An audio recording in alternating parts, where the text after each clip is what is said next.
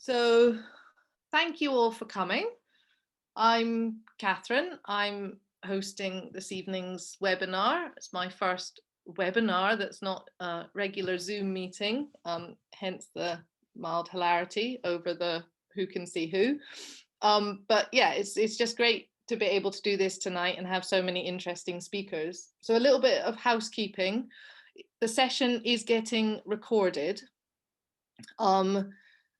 And in signing up, you've hopefully agreed to that recording, and we will be sharing it at some point for those who can't make it this evening. And I think you can turn your video off if you ask a question and you're in a conversation at some point and you don't want to be seen. You can have your video turned off. If you've got any tech issues that you're struggling with, Robbie is here. He's got himself named as the Stove Network, and you can post any issues in the chat and he will try and help. Everybody's got different connectivity. It might go in and out, but hopefully we'll be okay. If you get kicked off, you should just be able to sign back in. But again, we will be recording it so you can catch up. What else was I going to say? Oh yeah, so the chat box, please do just use the chat box throughout the presentations to talk to each other or post thoughts, but we have also got the Q&A button that we're going to use. So what we're going to do is we've got 5 presentations. They're each 10 minutes long. We're going to run them Pecha Kucha style, so they're going to be quite fast.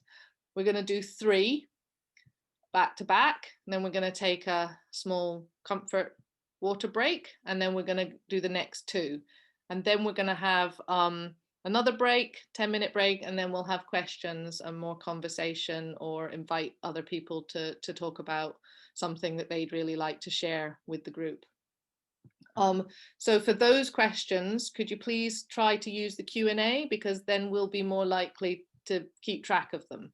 And Matt's going to support for the Stove Network and make sure we keep track of those. And I think the way that you can also put your hand up to speak in those conversational points. I think that was it. Is there anything that anybody wants to ask before we start? Nope, we've not got any hands up. Okay, so I'm first up. I'm gonna share my screen.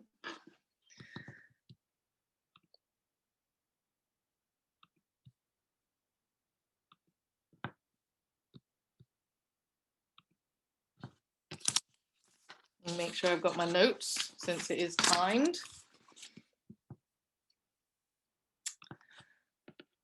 Right, can everybody see that okay? So I'm here to talk about the Stove Network. I'm a visual and community artist as part of the Stove. I work freelance on their curatorial team. And the curatorial team is an arts collective that forms part of the management, the core structure for the Stove. We have quite a varied team. We're not all artists, but the curatorial team is sort of arts practice as part of that management team. The Stove is, for those of you that don't know, is a community hub that uses creative practice to test ideas as part of our community. We create spaces for conversation. This is our building on the high street here. We try to have projects that give people an opportunity to have conversations, to imagine things differently, to gather differently, to test ideas, to talk about issues that are important to them. So this is a sort of collective practice to co-develop work as part of our community and give people a stake in the future of their town. I'm going to talk about our Norwegian story today, which is the first project actually that I led for the Stove. I joined the Stove Network back in 2015, and it was a project I inherited when I joined, meaning that the Norway theme had already been highlighted through a very small event looking at what Dumfries has that's not Rabbie Burns. And as it happens, Dumfries was the headquarters for Norwegians in exile during World War II, and at one point was 20% Norwegian. So I inherited this sort of, this had been found through a few events, some with local, sort of just an open event, and some with cultural partners. And this Norwegian theme had come up, and I was working with an architecture collective called Lateral North, who had been part of that initial collaboration with the Stove to come up with this concept for the project. And we took all the ideas that came from those initial conversations and we put them into a Heritage Lottery application, and we were able to have a larger project over 10 months. So the Norwegian connection for Dumfries is a significant part of our history and shared culture, with local people, you know, with it being 20% at one point, local people having this connection through their family heritage. But it's also quite a lesser known part of Dumfries's story, and many people don't know about it at all. So we felt that it was important to find a way that we could share that story with as many different people in as many different ways. This is a picture that I love. It's just outside what is now the venue in Dumfries, and is next to what used to be Norway Social, and it's the tail fin of a German fighter plane. And this place became the cultural centre for Norwegians in Dumfries, and it was also the birthplace of the Scottish Norwegian Society and the Norwegian Scottish Association. And I may have had those words muddled up because I'm a little bit rusty and I always get them in a muddle. But Norway Social was a place to share, to have dances, to exhibitions, to learn Norwegian. There were workshops. And as part of the project, we really wanted to dig down into this historical part of Dumfries's story, but we also wanted to share it with people in a way that they could celebrate and learn about this connection and identify places of significance like Norway Social in Dumfries that actually aren't very visible anymore. There's just a small plaque outside Norway Social to say that that's what it was, and the building isn't there anymore. So we spent 6 months researching, celebrating, sharing stories around this connection and identifying places of significance, like I said, in our town, and learning about those places. We ran our Norwegian market. We ran, we made a new sign for, that's the Stove building in the background there. And we became Norway Social for a couple of days, actually at the very beginning of the project. That was how we came up with the ideas that fed into the 10 months of activity. And we attached our program, our events to local events like Good Neighbours, which is an annual gala for Dumfries. I'm actually ahead of myself, which never happens. There we go. I was trying to be so careful. I've actually got space. So this is all the food sharing. We love sharing food at the Stove as part of the practice, the work that we do. It's such a wonderful way to connect with people. It really equalizes. I don't know, it's just a way that people can come together in a really neutral space and share lots of different stories. So we worked with a local baker who made these wonderful cinnamon buns, and everybody fell in love with waffles. But it was also the momentum and the interest and the sort of richness of the project came through in the enthusiasm people had in sharing recipes and telling us about their great grandfather, their mother, the memories of the Norwegian bank in their living room. King Håkon visiting the troops, football games played between our local Greystone Rovers team, amateur club, and it was just a wonderful sort of mix of different activities. This was a project that we did as part of our Norwegian story with Paragon Music, and there's Stuart there, who we're going to hear from as well. And we worked, one of our curatorial team members, one of my colleagues, Martin, wrote a story, a sort of metaphorical story about the war, and he used a storm instead of the war and talked about these sailors that were lost at sea and finding a place that they could find refuge. And Paragon Music and Stuart worked with people with additional support needs and used that story as an inspirational starting point, and they played their compositions in the Stove Cafe. And in the background there, we also ran art workshops as part of that project. They were quite abstract line drawings that people were inspired by listening to that story. And we had a puppet show that went into the local primary school in Lincluden. This is from Stitching Our Story, a project that was started by artist Deirdre Nelson as part of the mapping event, where we were looking at places of significance in the town, and she printed these maps onto cotton squares and people stitched places of significance to Norway into them. But actually at the end of the 10 months, we had this small group of people who were really enjoying stitching into the squares. And it wasn't just places of significance to Norway, it was places that was like their house or somewhere they cared about. And it was just such a beautiful activity to talk about the way people remembered spaces and the way that they had changed. And so we continued it right up until just before lockdown with a local artist, Aline Jones. And part of the project that was also really important was to gather and record this part of Dumfries's story for future generations to learn and also be inspired by this part of Dumfries, this part of our history. We wanted to help it become more visible and accessible, especially for those who might not know much about it, as well as those who were visiting Dumfries because they wanted to find out about their father, for instance. So this is the Our Norwegian Story website that we created as part of the project. Please do go and take a look.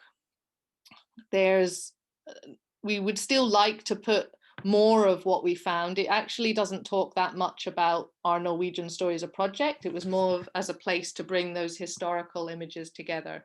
But you can find more out about the story, the project, sorry, and the events that we led on the Stove Network website. So another part, I forgot about this slide, but yeah, another important part for us at Stove, very important, was to build and grow relationships and to rekindle that sense of exchange of ideas. And we were lucky enough to visit and make friends with Vestfold Kunstcenter in Tonsberg, which is where Dumfries, the town Dumfries used to be twinned with. And we also made contacts in Sandefjord. And through those relationships that we'd made, we put in a joint application to Creative Europe to do another large exchange project, actually working also with Iceland, which we didn't get, but even, and V is here with it, we also partnered with Newcastle University.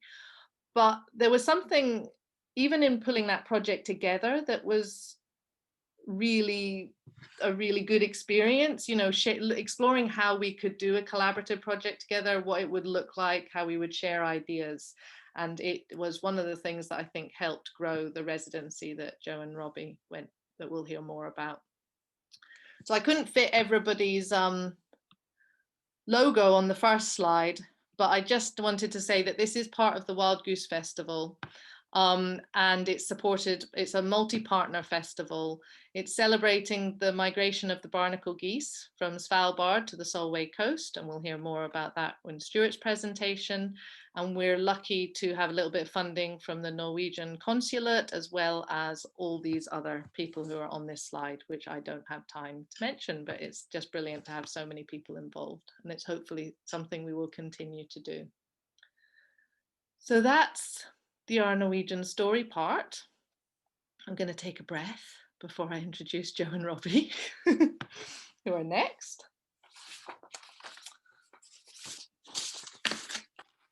So after that exchange and the relationship that we built with Vestfold Kunstcenter, they were able to get funding to host a residency, and they contacted us and said that they would love for a Dumfries and Galloway artist to come and join them. So the Stove put a call out, and Joe and Robbie were awarded that residency, and they're going to talk about that project. So I'm going to hand over to you both now. You've got a space to breathe now before the next slide. Thank you, Kat. Thanks. Hi, everybody. I'm going to talk to the slides, and Robbie's going to be my lovely assistant for now. But if we have questions later, he can chip in. So GIPT was a public art project commissioned by Lidwell Culture Centre in Tønsberg, and it was created by myself and Robbie in collaboration with Norwegian artist Zonneveld. And it took place last year between June and August. So the brief was to undertake a place-based residency and to create a temporary public artwork using one of 10 urban sites identified by the local council in Tønsberg. And also as part of the brief, we were asked to create opportunities for public engagement.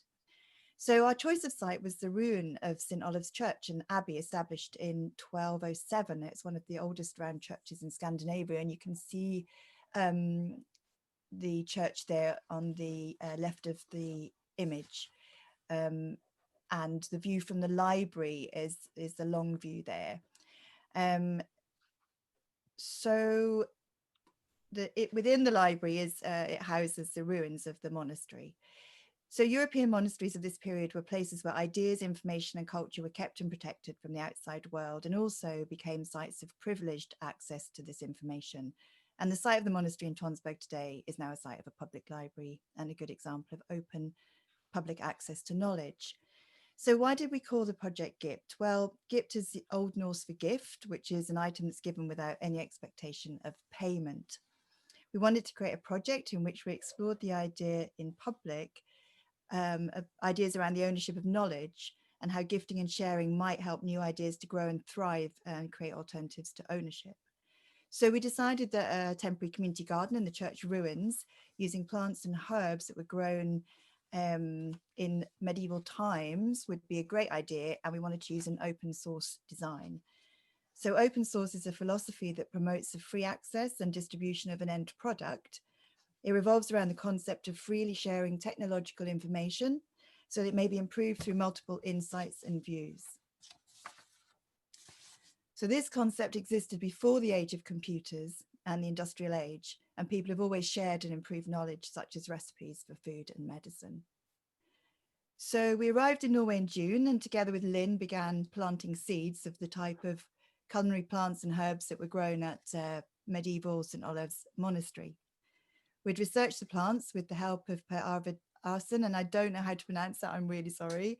And he's from the Natural History Museum and Botanical Gardens in Kristiansand. He's Norway's expert on medieval monastery herbs, and he's written a book about them, and he became really interested in the project and even donated some plants from the botanical garden. So we started the seeds off in our Airbnb apartment, and amazingly they grew really quickly.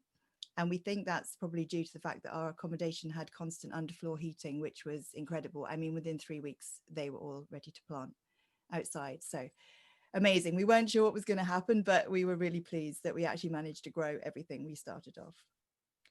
So Lynn had machined all the parts of the garden structure at her workshop in Oslo.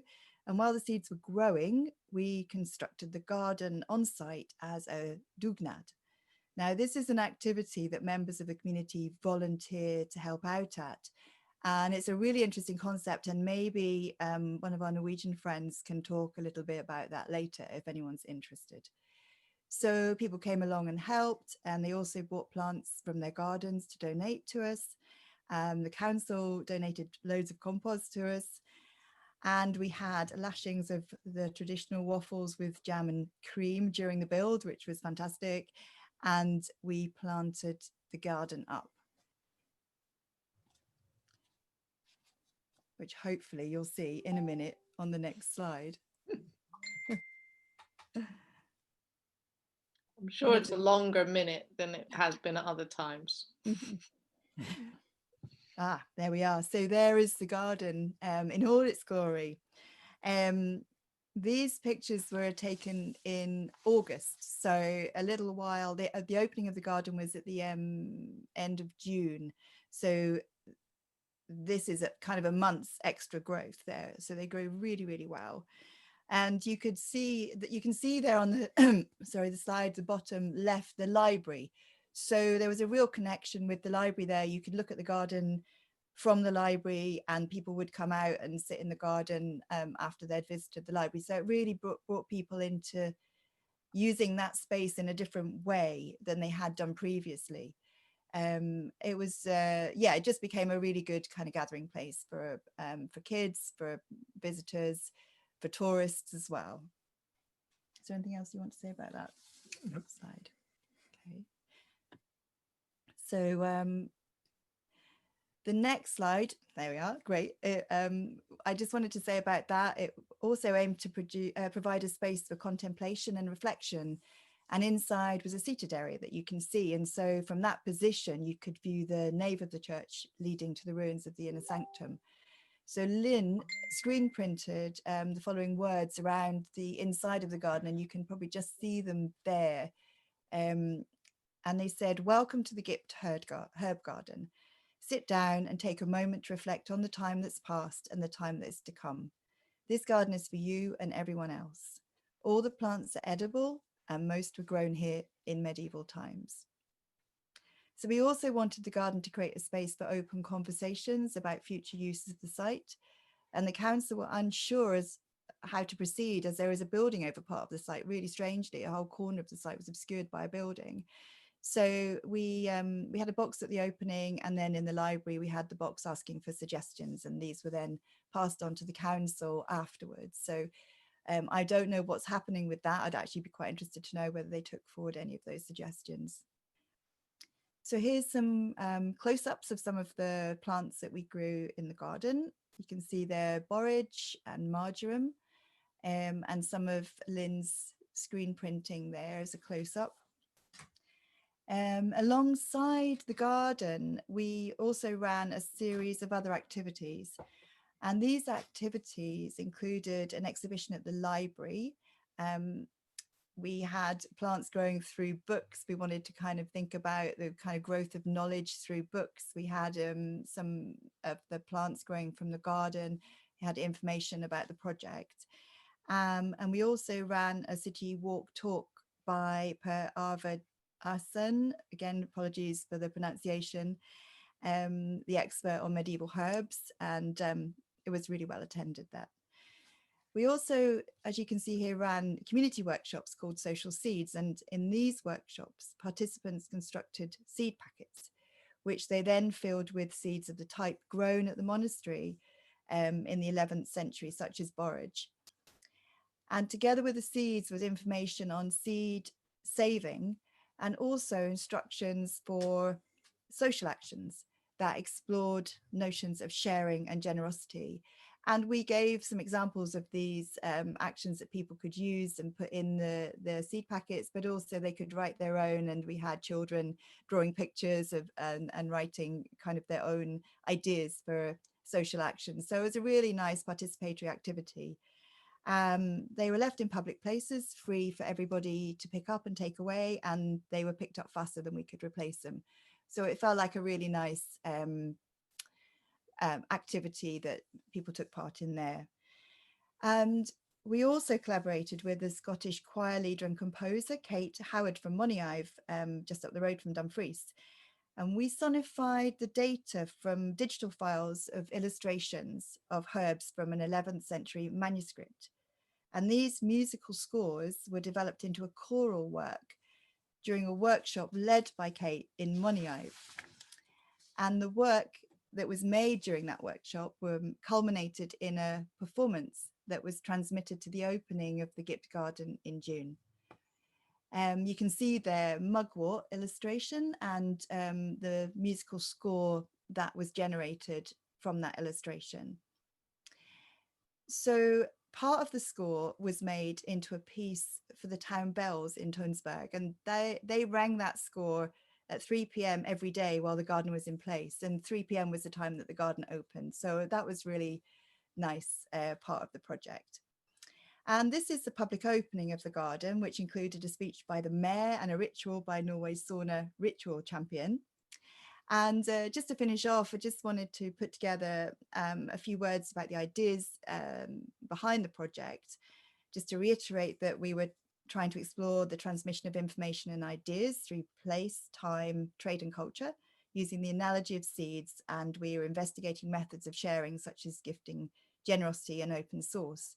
And by responding to the history of the medieval church and monastery, GIPT acts as a connector between past and future. And in an age defined by issues of ownership, of land, of information, ideas, even seeds, GIPT investigated alternative modes of distribution and provoked conversations about what social values may be needed to face our uncertain future. And as our long-held notions of society are challenged by climate change, consumerism, and technology, we wanted to explore sharing in a wider context. So, thank you.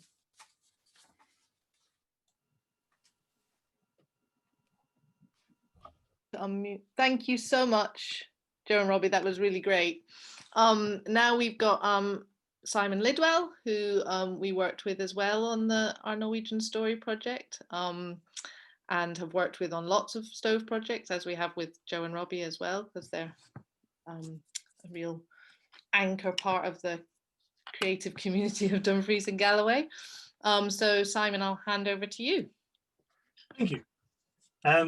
So I'm going to talk about my general practice, but especially the connection with Norway, and a piece of work which I've done recently as part of the Stove homegrown project. But this beautiful picture that you see here is not my memory or my artwork. It's one that my dad painted when he was with his grandpa in this cottage at Solvang, visiting a friend called Gunnar, who was a family friend that they made through the student Christian movement and work during World War II, not in Dumfries. But there you've got my grandmother and her kids getting ready to be hoisted onto the boat at Harwich. You've got a boat on a loch. Well, it's on a fjord, not a loch. But I grew up with pictures like that on my wall. So the work I'm going to talk about, the most recent one, is called Myth Mirror. And I want you to think about what you see when you look in a mirror. Hopefully you see yourself reflected in the mirror. But if you think about what you notice in the mirror, that's a different thing. All these memories that I'm reflecting on now, they are formed by me looking, and also they form how I look and how I see things. The family connection goes back to my grandfather, but this is me skiing in Norway, and me in Oslo with my mum and my oldest little sister, and my dad camping by a fjord. And all of these things were things that he continued doing as he became an adult, and I grew up doing as a kid. So west coast of Scotland has got sea lochs, it's got mountains, it's got a brilliant tradition of going out and just camping.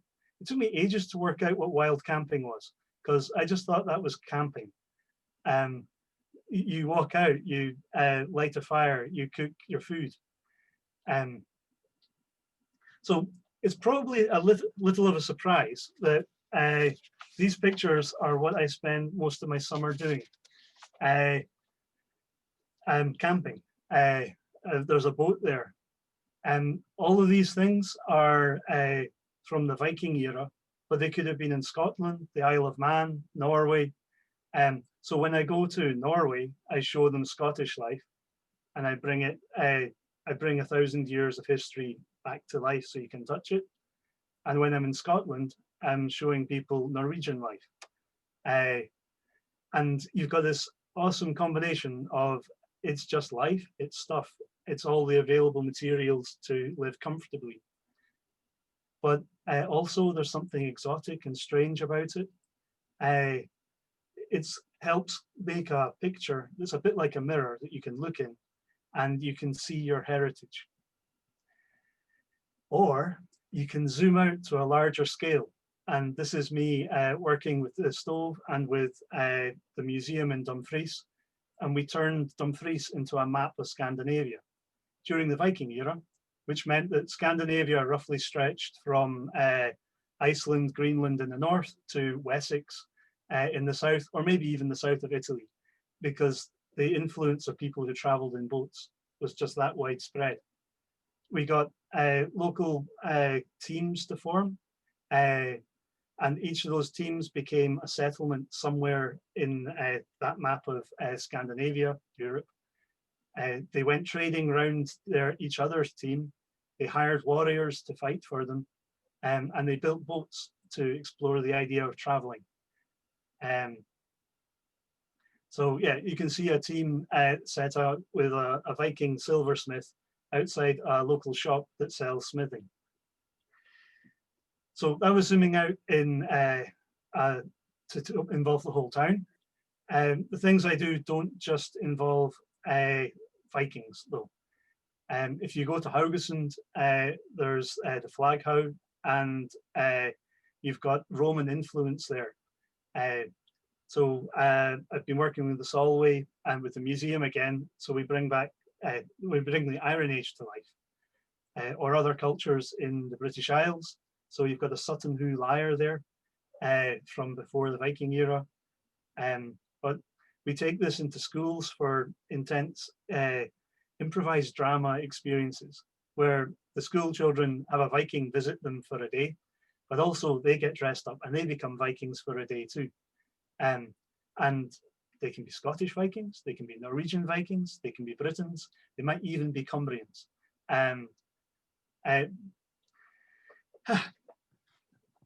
The time is all about travel.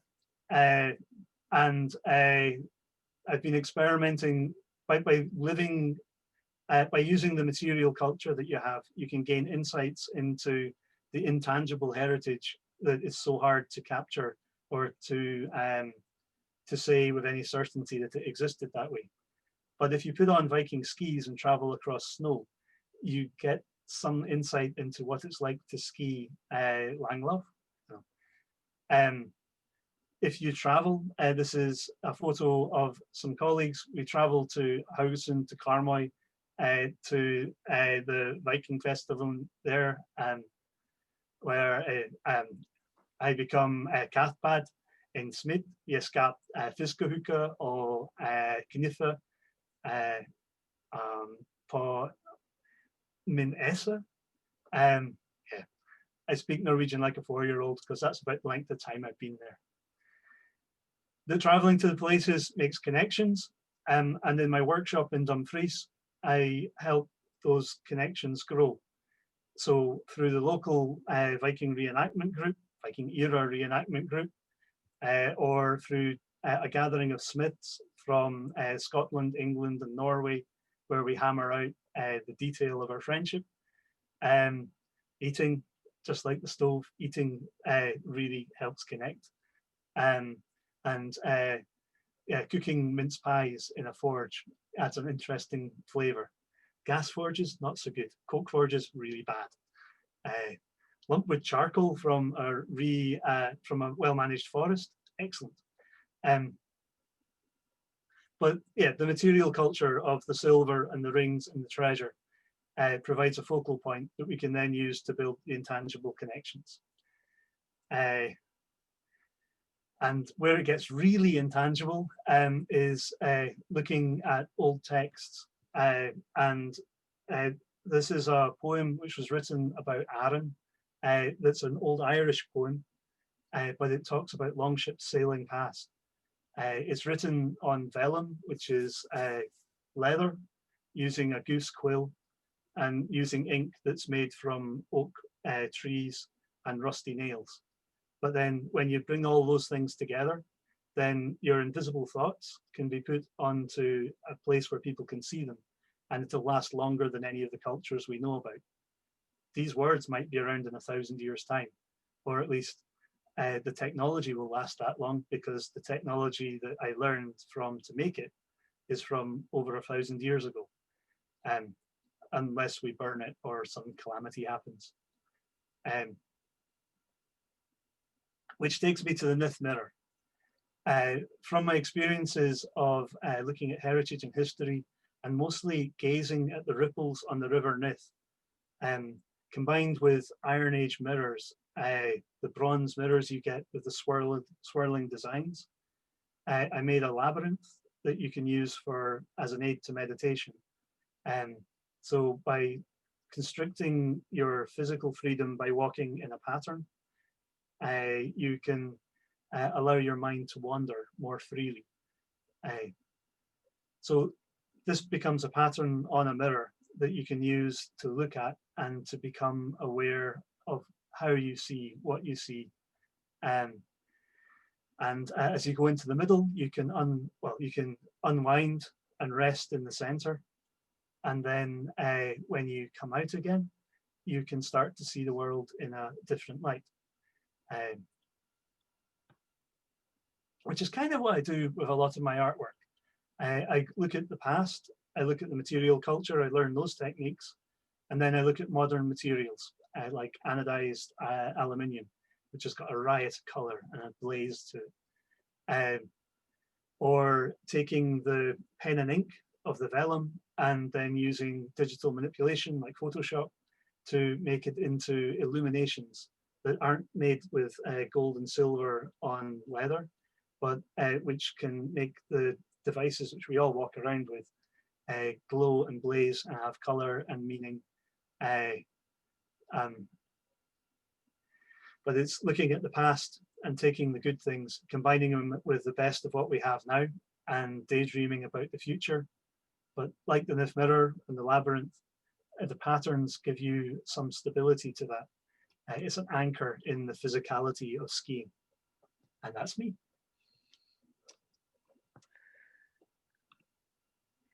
Thank you so much, Simon. That was great to hear from you and talk about your work and projects. We've had Simon's work exhibited in the Stove until today, and it just, and actually we've had Simon, Joe and Robbie and Stuart.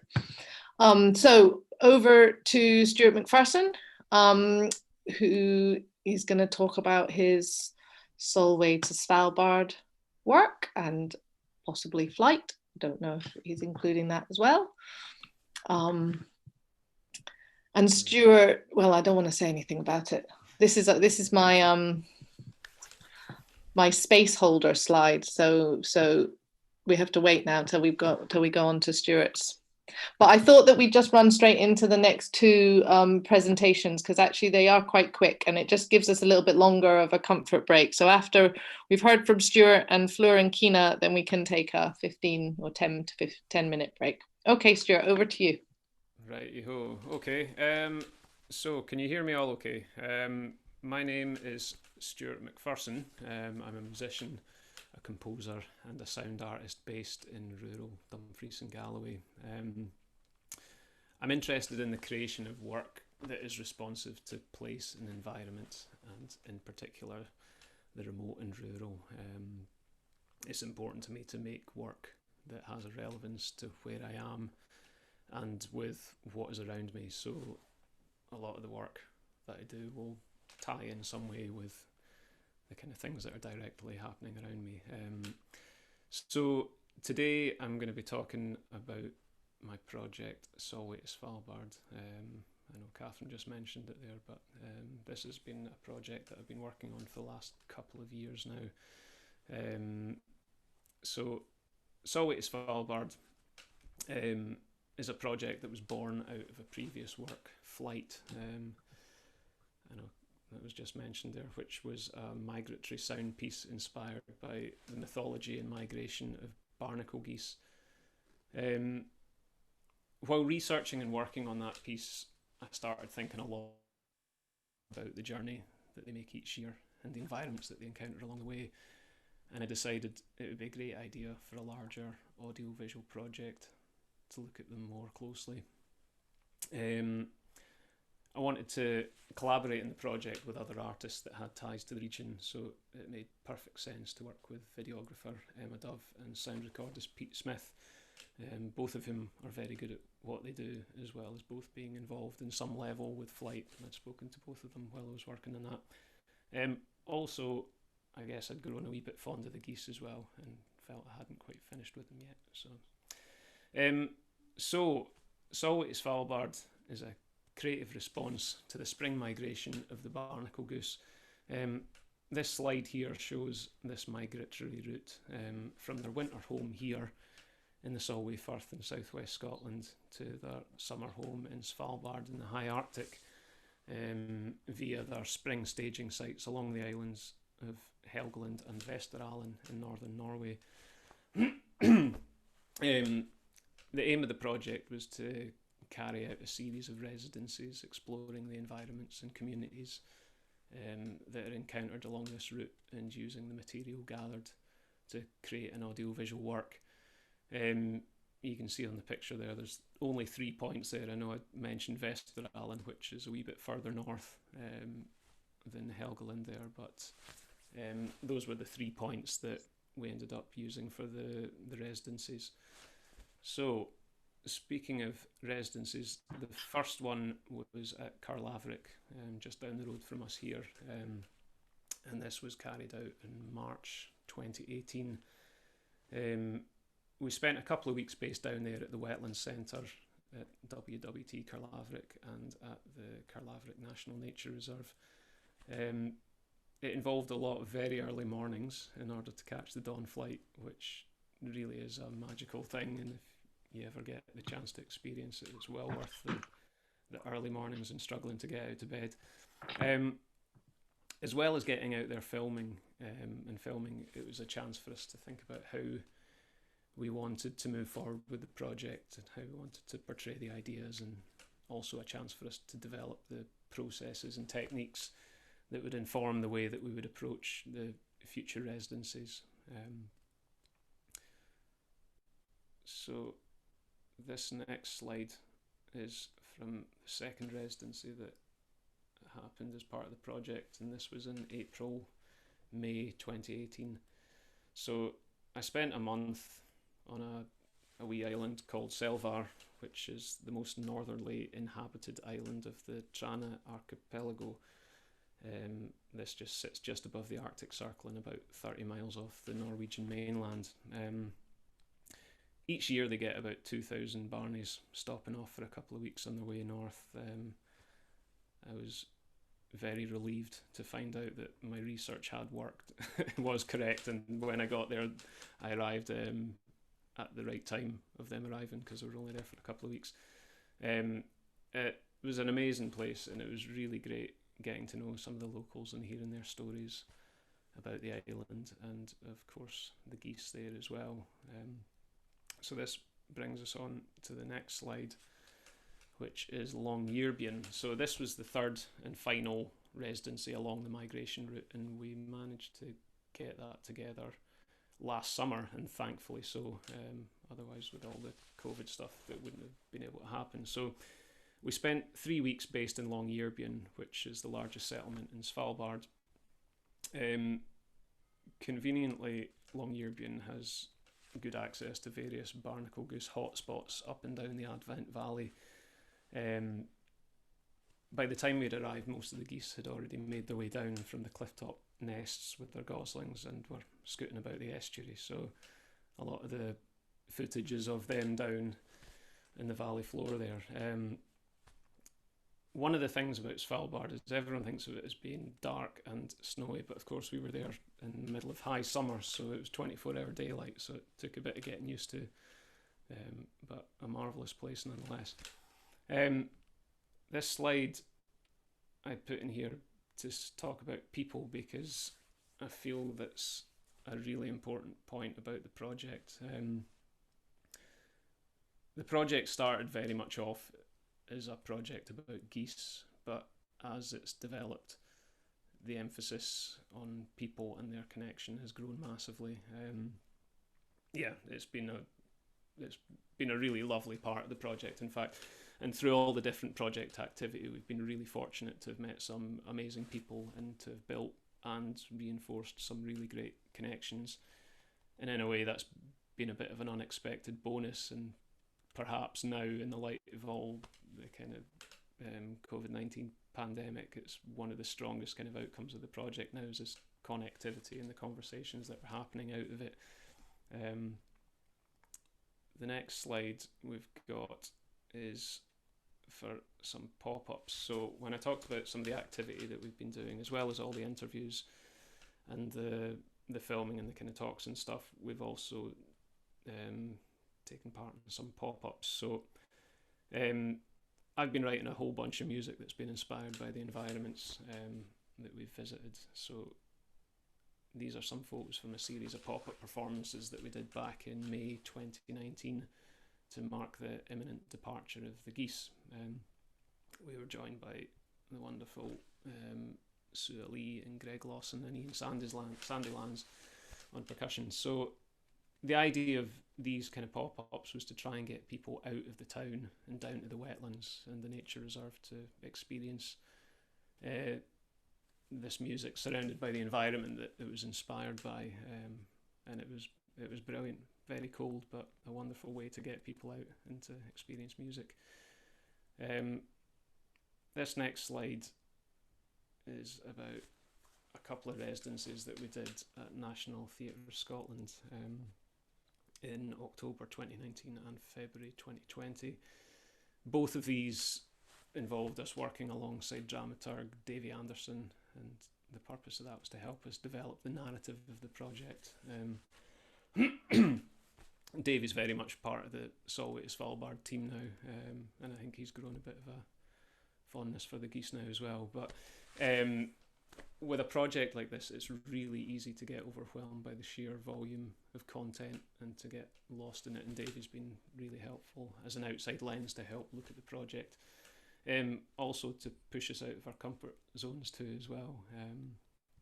So NTS have also been really, really supportive in helping us figure out the technical production side of things, because it turns out it's quite a complicated setup. This slide here has a few images of the last thing that we did with the project before lockdown. So this was a performance of a work in progress version of Solway to Svalbard as part of National Theatre of Scotland's Just Start Here programme. This was a chance for us to test out lots of different things we'd been working on, some more comfortable than others. I've never written a script before, so this was definitely a first for me. Usually I'm used to hiding behind a double bass.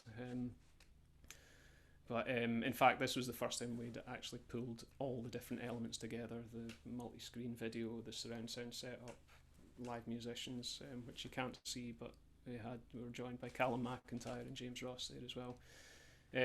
We were also joined by Yvonne Strain, who's a BSL interpreter, and that's been a really wonderful development with the project, is having that kind of accessibility element to it.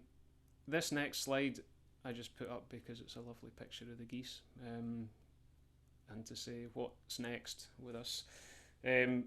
Obviously with COVID-19 things have kind of changed a lot, and the way that the whole project has been moving forward was built on the assumption that we would be able to do performances inside, so who knows when that will be happening again, but we're currently evaluating the best way to move forward with the project.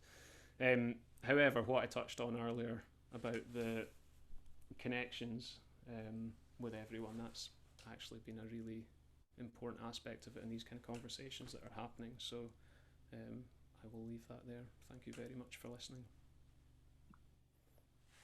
Thank you, Stuart. Lovely pictures of the barnacle geese, and the performance was amazing with National Theatre of Scotland. It was great to see it develop into that, and we look forward to seeing where it goes next.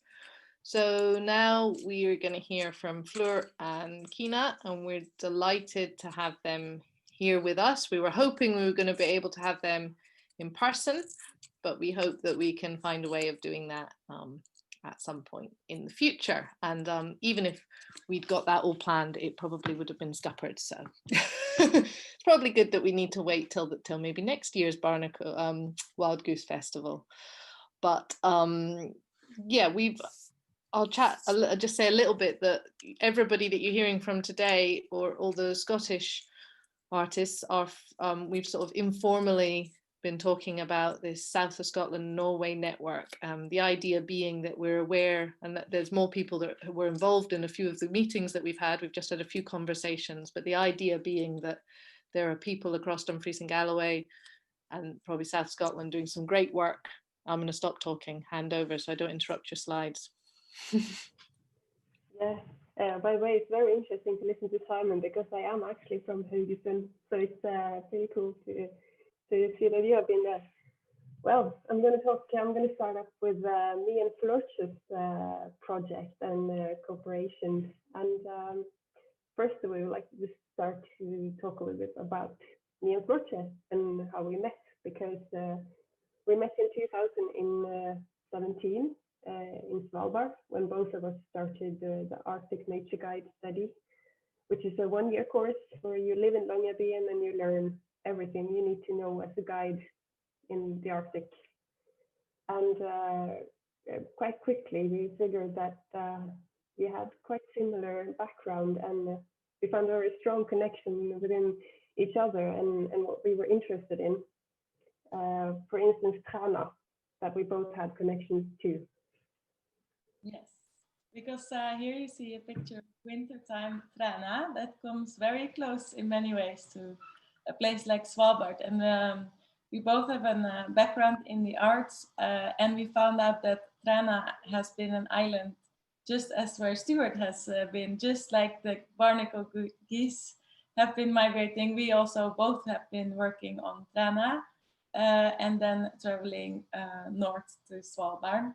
And the thing that brings these places together and us together is because it's kind of a far out place with a very defined but local community, local stories, and of course the nature that can be deciding things for you, as in the harsh Arctic climate. And that is something that interests both of us, and also of course to work and engage with the local community. Well, and at the same time, we have a lot of things in common. There are some differences as well. And this picture is actually taken by Moa, which has the residency on Traena when she was in Svalbard visiting. And I do a lot of monitoring for the Norwegian Polar Institute, monitoring the Svalbard rock ptarmigan and the Arctic fox. So in addition to that, I also have a background in drama and drama pedagogic and teacher education, and also I do music as a hobby, and all of this we also put into our collaboration with Traena and the projects we have done together so far. Yes, and the next slide will show that as Kine has been doing those kind of things, I've been studying also video art and performative art and art video installation. So I've also been working a lot with filmmaking, storytelling with filmmaking, but all of these things I've always tried to work with residencies, just like Stuart came to Traena with an artist residency. Me and Kine have applied for a residency on Traena for this year, and we were very lucky to get the residency with Air Traena on this January, February, just before COVID. To do a project together that actually combines all of these common interests and working with storytelling in nature together with other people. So that was our main starting point. And of course, after visiting and working in Svalbard and Traena together, now we can separately, we can actually go there together to start a new story. And our first proper collaboration together was through the project The Slow Adventure in October, actually 1 year ago, with students on Svalbard in Longyearbyen. And it consisted of tactile walks in nature that is experience-based, and some sort of artistic research that creates insights to nature and each other as a group as well. And we use all our senses. Because very often in nature, people tend to have a goal, going for a mountain, going for that specific place, going to A to B, but we want to focus on the senses, to take time, look at details, connect with it in a different way than when you're aiming for that specific mountaintop. So when we go on the hikes, we give them kind of the students new windows to look through and experience the nature and scenery with all of their senses. performing site-specific experiments and creative acts that the students perform that can raise a dialogue to illuminate the landscape and give insights into the nature of things. Yes, and we try to do that with this artistic research, as we call it. We did it's a project that I've started doing with also another friend and artist, Eva Bjelland. We started doing this kinds of special walks in the Faroe Islands, and we brought the project to Svalbard to bring it later on also to Traena. And here you see where, for example, one thing of trying to connect with the landscape is to find structure of a rock and actually trying to make a print so you can bring this imprint of the nature home with you. But also, of course, if you use your hands on rocks, you can have a very completely different experience and connection to the nature than just simply looking at it or maybe talking about it. You actually have to interact. So it's based on interaction and curiosity and of how to bring the nature home in your bodily experience as well. So as Floortje said, in January, February this year, we came back to Traena for the first time together for the project where the coastline meets each other. And that was a collaboration also with the Traena, the residency, the Winter Festival, and also the school on Traena. So in this process, we wanted to work with the children and involve them, and we wanted them to be our guides to their home and show us what Traena is to them and what Traena is today. And this we did through experiences and discoveries together with the kids. As in this picture, where one example, one kid is discovering small details in the sound of his home place, and you can see the joy in his face when he's listening to it. Yes, and for whoever hasn't experienced it, for example, the sound of ice cracking or snow moving underneath of your feet while listening to it closely is quite exciting. So we at the same time recorded or tried to record sounds in nature. It was quite windy in January, February. And of course, mostly through going out with the children in the school, we have been trying to in a way like provoke stories or remember how to connect with the island that of course is their home, and therefore also they think everything is very normal. But to us, not being from a place like Traena, these stories are very special and important. So we recorded the stories with the children and made an audio walk that could be listened to during the festival, and of course still is an audio act that stays on the island. And here in this picture you see how the audience of the Traena Winter Festival is listening to it, and at the same time I would say is performing the walk again, but guided by the children. Yeah, and for us the children was the most important part of this project, and it was really important for us to keep an eye on enjoyment in this project, and also to get the view of the child, because as adults we tend to become adults, and we don't necessarily see nature and our home place the way our child would do. And as a feedback from one of the participants said to our project, she said that being taken on a nature guide interpretation hike we took part in gave me a deeper sense of connection towards the environment we were interacting with. I felt like a child on a treasure hunt, a feeling that people may not allow themselves to feel unless guided towards it. That is quite a nice feedback to get. Yeah.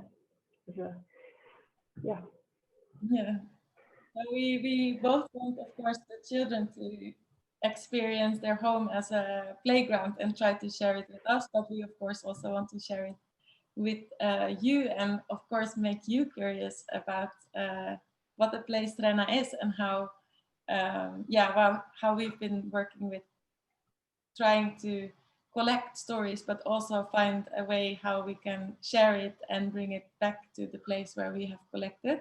So it was not only for the visitors of the festival to experience the walk, but actually it was, I think, just as much enjoyed as by the locals and parents of the children who could, for example, not know what they were going to tell about their experience of the island. And we just wanted to let you listen to one short audio fragment and hope that, of course, since you cannot travel to Traena, maybe you can do the audio walk sometime in your own environment and imagine that you are on.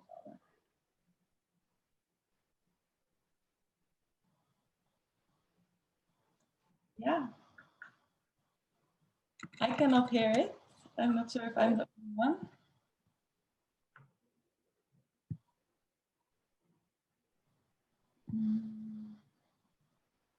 Sorry, I was on mute. Sorry, I'll do it again. I'm starting again. I had myself on mute. Yeah. Here you go. I would call the island my home, and the sea is the walls of my home. And that's because unless you walk out of the door, which is a ship. Oh, sorry. I'll go back to text. It's difficult with the techniques. Yeah. Oh, it's because my timing ran out. Wait a minute, I just need to get it back up.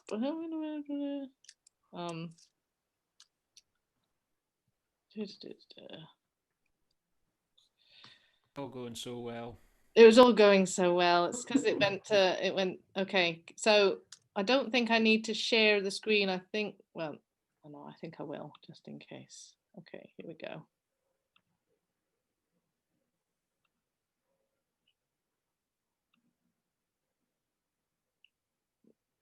Oh, that's not going to work. I'm just going to play it. Can you hear I that? would call the island my home, and the sea is the walls of my home. And that's because unless you walk out of the door, which is a ship, or yeah, then you won't get out. It's, at least in the winter time, it's impossible to swim to other place without dying. So yeah. Did you hear, was that, could you hear the whole clip? That's a wonderful clip. It's really great to have that presentation. Thank you so much, Floortje and Kine, and everybody else. We went straight through because I just felt that it would maybe give us a little bit of a longer break. But before we get into the next bit, we're going to take a 10-minute break. So if we come back at, well, we'll just say 20 past. And if you stay on, I mean, feel free to put some questions in the Q&A, but I think we'll turn off our cameras and then we'll turn it all back on at 20 past, and we can have a conversation and ask questions then. Okay? Mhm. Thank you.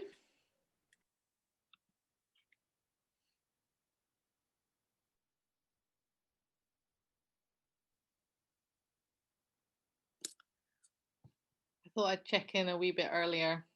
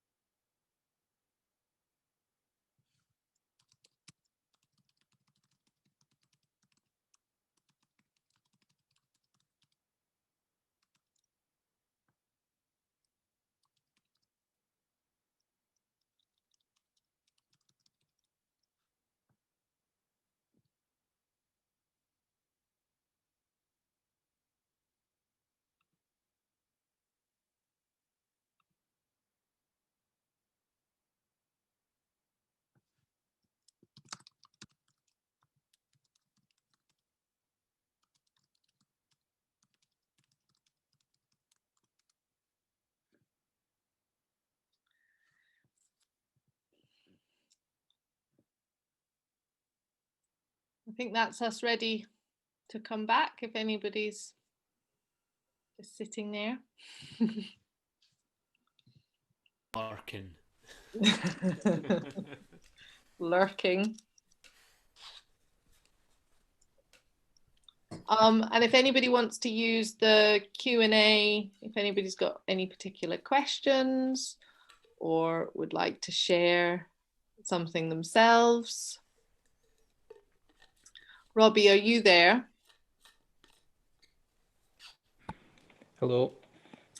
How does it work with somebody asking a question? Does their video come up? Do they? I've noticed we can turn people's audio on. So people raise their hand. They raise their hand and then we click allow to talk and then they can speak to us. Okay. So does everybody know how to raise your hand? You go to, you go up to your picture, Robbie? Is that where it is?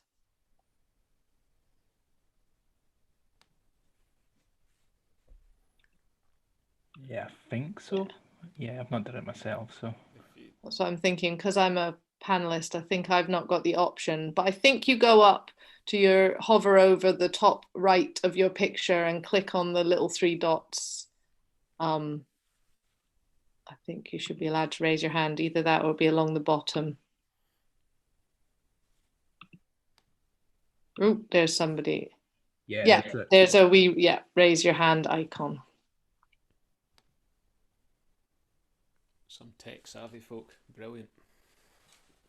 And also, so Fleur was going to put some links up in the chat as well to the audio, but we can also share links to the projects with people as well. Okay, so we've got one question from Heather. Heather, shall I, oh, sorry, I'm still finding my, I'm going to press the allow to talk, Heather, and then you can ask your question in person. Oh, that was Hello, can you hear me? Yep. Yes. Hooray! Hello, everyone. I had a couple of questions actually. First of all, I wanted to ask Simon a question. I was really interested in what he was saying about the mirror and about how to use that for a meditative experience. And I was wondering if there is anything else in the work that he does or the exploration he's done that would be meditative as well. So as well as doing the mirror activity, is there anything else he's learned, any other sort of Norway inspired tips on how to be calm and mindful? So the mirror is me taking the art and the experience of the water and making something completely new.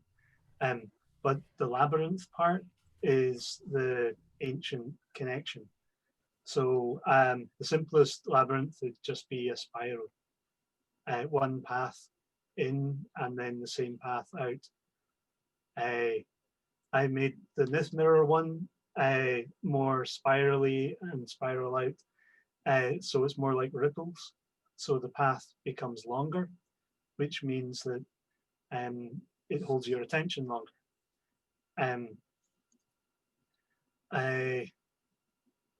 So that's using a geometric path to help my fingers do something while I'm thinking, which helps me calm down.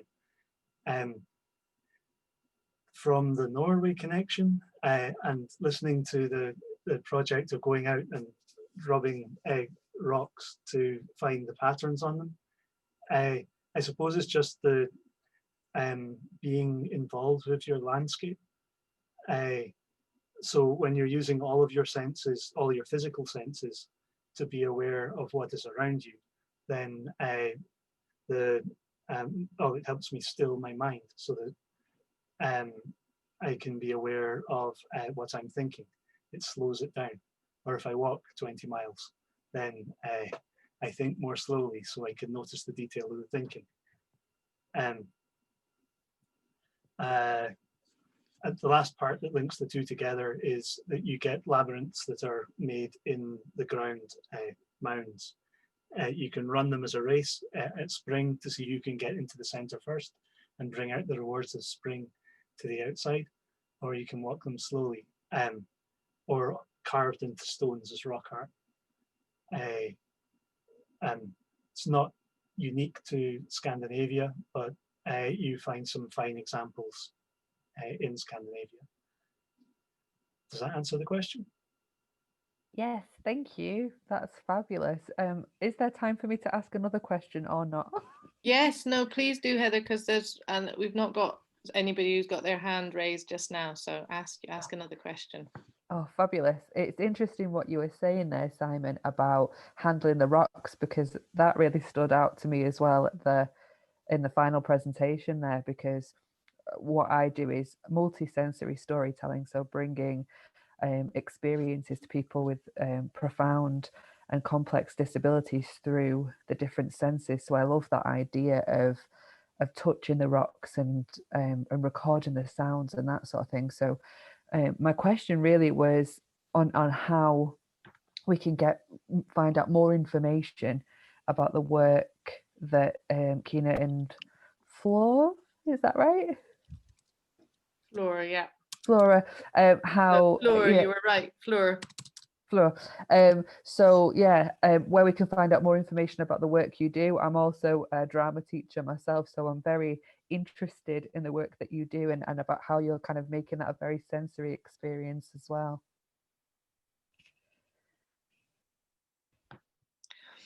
And did you want to say anything in response to that, Flora, or no? I wanted to say to anybody, I wanted to say to anybody who wants to come on and talk about a story or an idea or their work, we wanted to showcase some of the projects that we were aware of in Dumfries and Galloway, and also we'd made contact with Fleur and Kine and we wanted to hear from them, but there are some really interesting people that we've got here today, and if you'd like to share your work or just talk about something, please do just put your hand up. I wanted to see if maybe Moa wanted to say anything about the work. Mo, are you still here? Yeah, about, I'm going to hit allow to talk if you want. Just if you wanted to say anything about the Traena, the work you were doing in Traena and the residencies there, and introduce yourself. But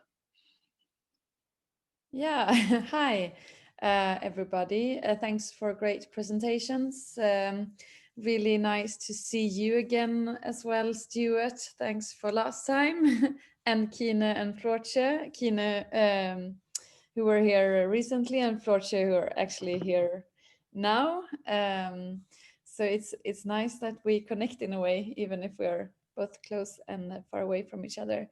I haven't prepared anything specific to say about the work we are doing, but I could just add on that we are working with a quite broad approach when it comes to residencies, and we are running an artist residency, a business residency, and we also have chefs in residence, and now we're just launched the Families in Residence program, which is to attract also other competences and actually families to the island and to the community. So we're trying to work quite holistically with the community culture here.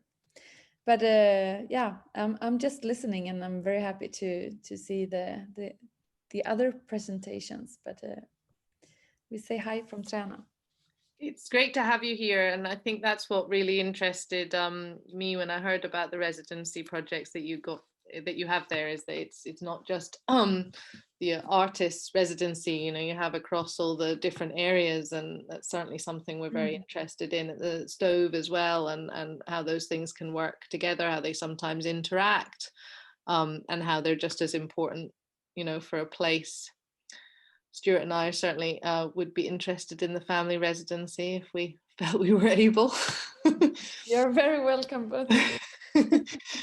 Also, there's a great story in the chat here. I wondered if Mike wanted to share anything about the boat journeys, the boats between Norway and Scotland. Mike, if I press your talk. Yeah, thanks, Kat. Can you hear me okay? Yep, we can hear you great. Thank you, Mike. Yeah, I realised I only posted that to the panel and not participants. So oh yes, I can repost it in a minute, but I won't do that whilst trying to talk at the same time because that's too many things.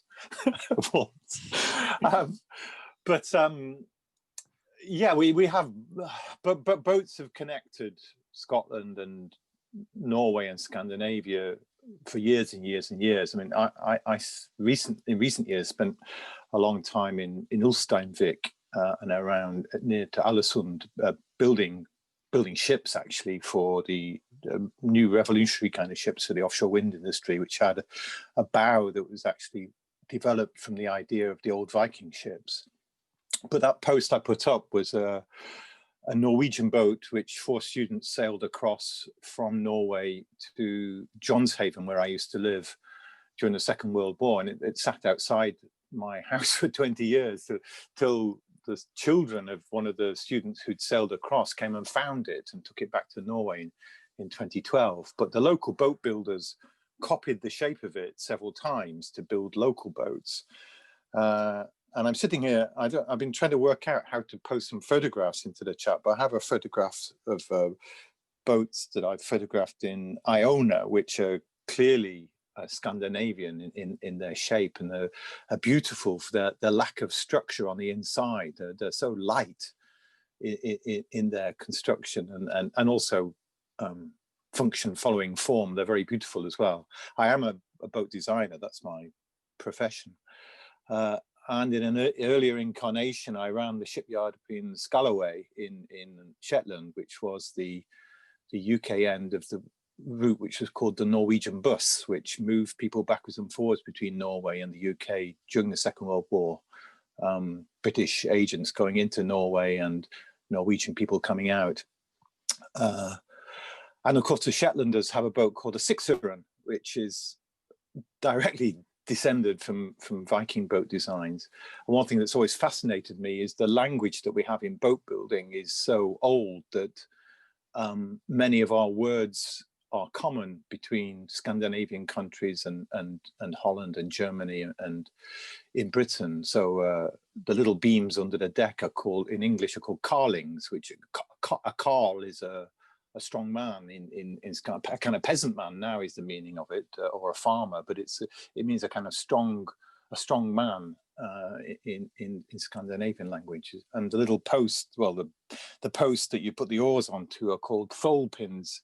Now we have that word in Scottish to thole something, which is to resist it, and I think it has similar meanings in Scandinavian languages as well. So these things have always linked us. And when I look at the northern periphery, I worked as part of the maritime part of the northern periphery thing, but I always smile at the idea because actually we were on the M1 between the west coast of Scotland and Scandinavia in Viking times, those islands from Scandinavia to Shetland, to Faroe, to Shetland, round to Lewis, and then down to the Western Isles, down to the Isle of Man, was just a big highway of boats going back and forth. And in these times of xenophobia and people trying to split us up, we need to remember that we've always been connected by those seaways.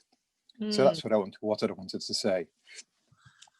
Thank you. And I posted, I hope you don't mind, I copied and pasted. Thank you. Yeah. And put that in the chat because it's really interesting. I haven't clicked on the link yet, but no, I think you're absolutely right. And that's one of the reasons that we wanted to, as well, sort of host this evening, was to just highlight the richness of that exchange and how, like, well, so everybody talked about it in their talks, I think, in terms of, you know, what you might learn from one place and how it might affect your work or your experience in another. Is there anybody else who would like to come in and talk about something that particularly interests them, or ask a question of one of our panelists?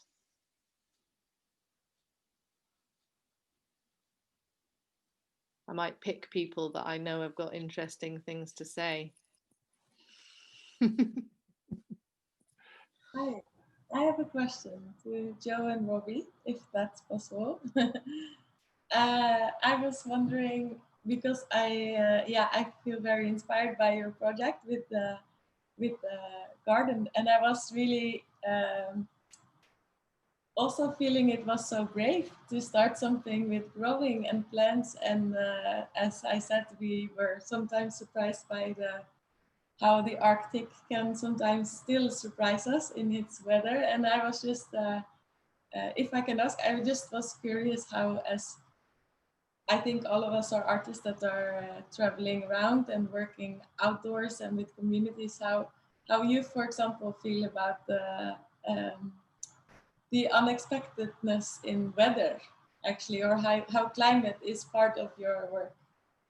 For me, it's always a very interesting thing. And I know, Stuart, when you were visiting in Svalbard, you had actually quite a good summer picked out. So, but I was wondering, because the plants are even more maybe vulnerable as we are.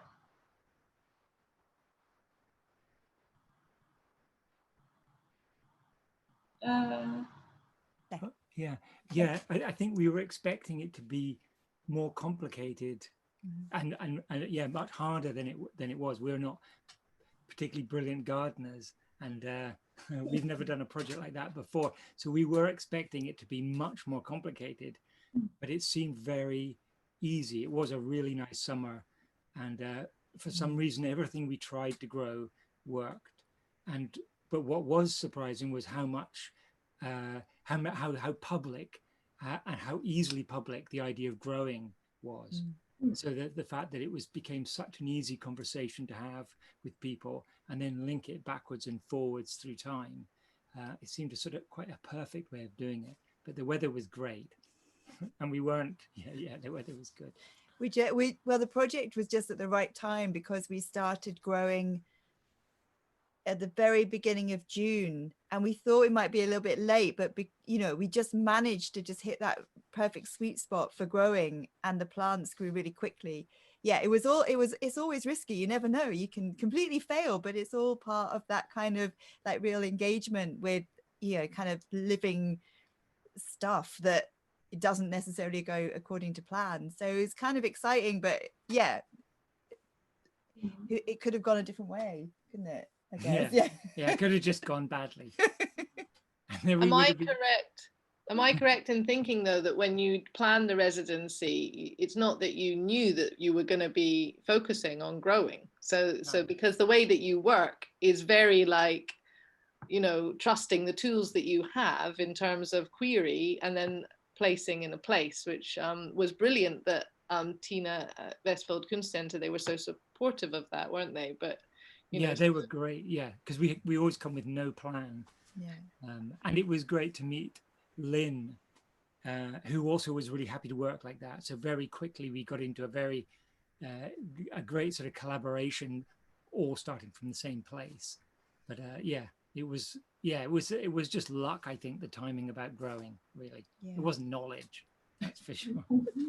We applied our research, but also just to say that was really interesting, because we didn't know Lynn before this project.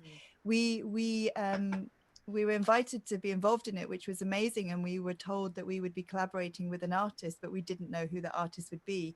And we went over to Norway for a few days in the February, and that's the first time we met Lynn, and we started to talk about ideas. So that in itself was a massive risk. I mean, how do you start a collaboration with somebody you don't know, you've never met before, you don't know where your creative thinking might kind of meet with somebody else? And incredibly, we had so many ideas in common, and so much of common interest, that we created this project that was such a pleasure to kind of work together on. But again, that was luck as well. That was kind of, I don't know, it was an interesting process to make a collaboration with somebody that you'd never met before. So, you know, that's another whole conversation about collaborations and how they work and how you can collaborate between different countries and different cultures and different ways. And there's something interesting there as well that, Fleur, it would be interesting to hear your and Kine's, you know, you've obviously gone back to the same place and built up a relationship over quite a long period of time with some of these places, it seems, because, you know, it obviously is a challenge to, you know, the time period that you have to be developing. I mean, what's nice that we're all sort of a little bit more used to maybe meeting this way is there might be ways we can exchange and test things, you know, and then build up in different ways. But is that one of the reasons that it encourages you to go back to Traena? I know I'm getting my pronunciation really embarrassingly wrong. Next time I'm gonna listen to audio and practice. Do you want to start, Kine? Then I can maybe say something about coming back now. To me, it's two places I feel at home, and that is on Svalbard and on Traena. So for me, it's kind of a natural and good luck, I think, that I met Floortje, that also were interested in going back to Traena and start collaboration there. And yeah, it's my second home, Traena, I feel. Yes. And what about you, Floor? no, for me, I was, I actually now I am there again. And my first time I went there was 10 years ago, actually. And it's the same feeling as Kine has, that it is one of the places that I feel very much at home. And of course, at the same time, the island is changing. And I think now with the project we did in January, February, we had actually, I would say, quite a short time, 1 month only. But of course, Kine has also been working as a teacher on the island. So it was kind of returning to the school, but with our own art project. But of course, the children had grown, and they were, of course, curious to Kine coming from Svalbard, all the stories. And I think this curiosity from both sides is very important.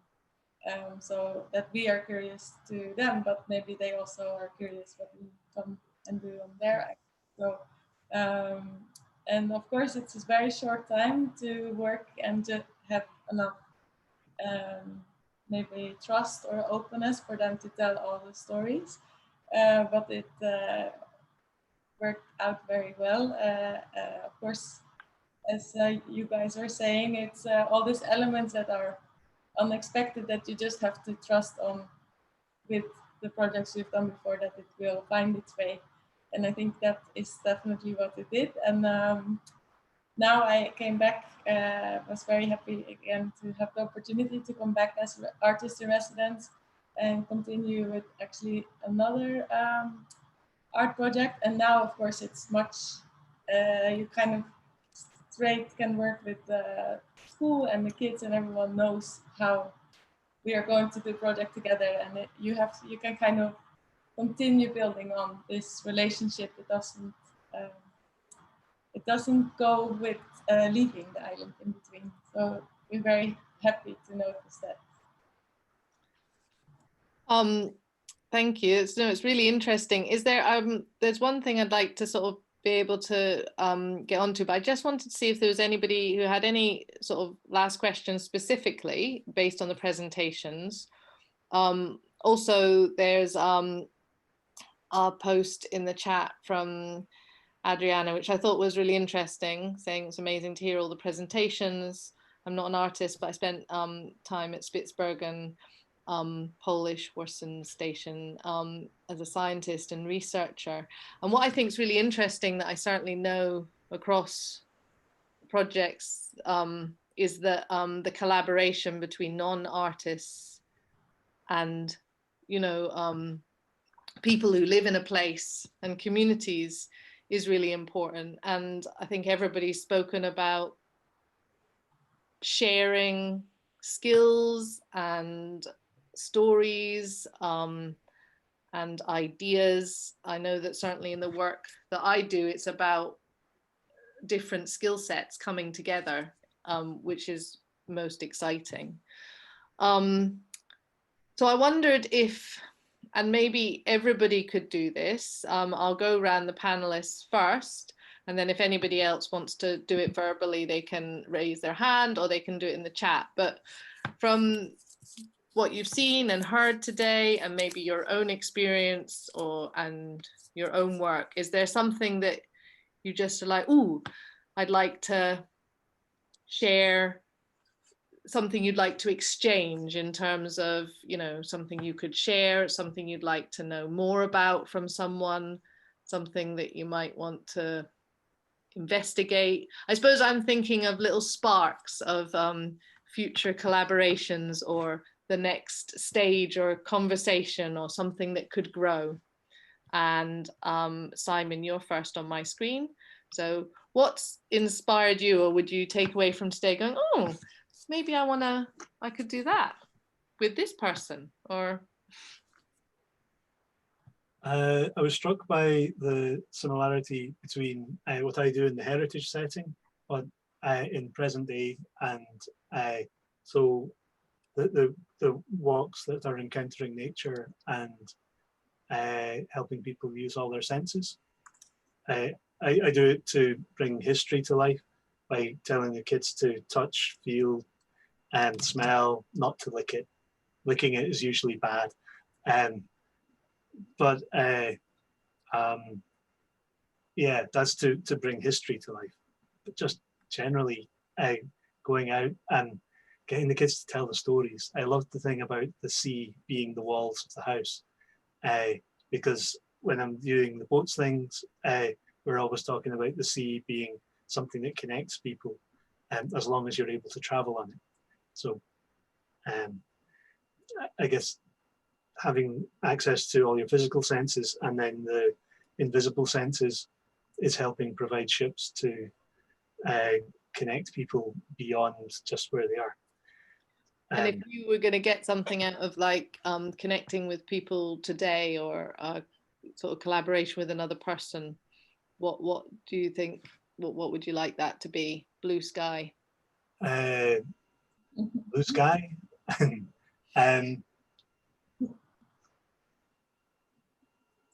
Finding out more about how the walks worked, and then on that, there's just so many ways that could become practical things. Whether it's working with the Forest Schools Network and the traditional schools to do a walk, full stop. You can give it a historical framework so they explore their heritage, but also just going up a burn and looking at how the water changes from the side of the Nith to where it's muddy puddles on the high moss with the bog myrtle. So learning more about the practical skills and techniques that have been done from the pedagogical level would help me then bring that into the historical setting. Is that practical enough? Yeah, no, that's great. Stuart, you're next on my screen. Oh no! Yeah, okay, cool.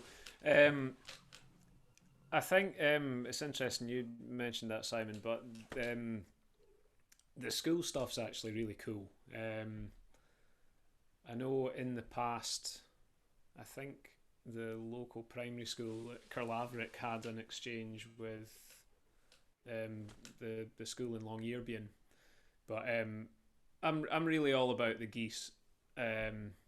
So what it would be brilliant if there was perhaps another project that kicked off that involved schools along this migration route and the little people there as well, because it's a brilliant story and it'd be nice to kind of re-enliven that. And you know, really far thinking. It's great to have an idea of somebody way up there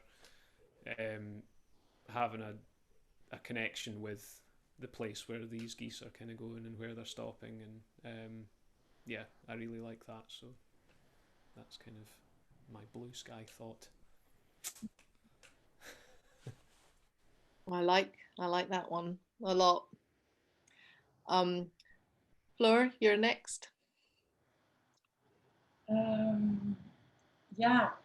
Yeah, of course you already started with it. I think since me and Kine have been on Svalbard and working with this and on Traena, it of course would be, I think, our strongest wish to actually follow the migration route ourselves and manage to to do a project, of course, together with you, and now to meet all of you that working in that area. It would be really exciting, of course, to not just go there and do a project, but to actually find how we can connect and collaborate also with the projects that have been done, and actually to continue with the project in another form again. And so that would be my blue skies. I keep muting myself. Thank you. Yeah, no, I think there's so many sort of things that could come together. It seems like it's a natural progression. Kine, would you like to say what even just a little thing? Yeah, it's a lot of opportunities here, but as Heather Malloy also mentioned, the drama part is something that I would like to also explore more, because I haven't been working with the drama pedagogic for some time, and it's a lot of opportunities in drama and theater as well.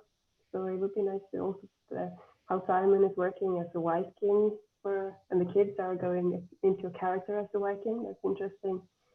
And also create the connective drama and me and Floortje's project to all these places as well, Traena, Svalbard, and Solway.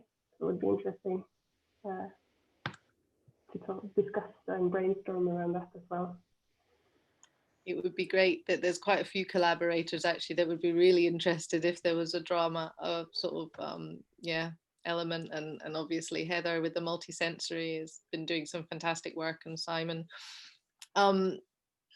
Joe, Robbie, you're next.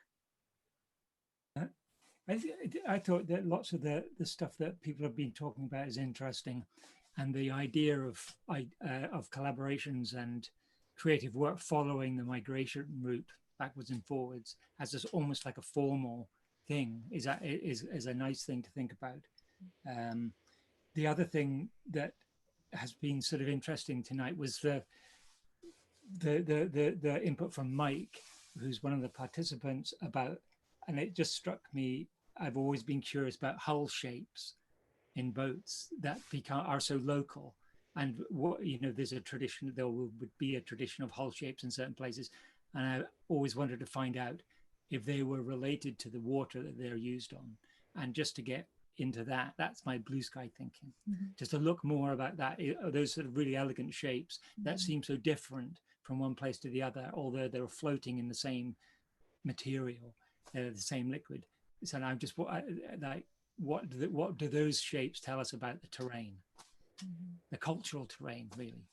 And just really quickly from me, I'd say I'm just really interested in more kind of ways of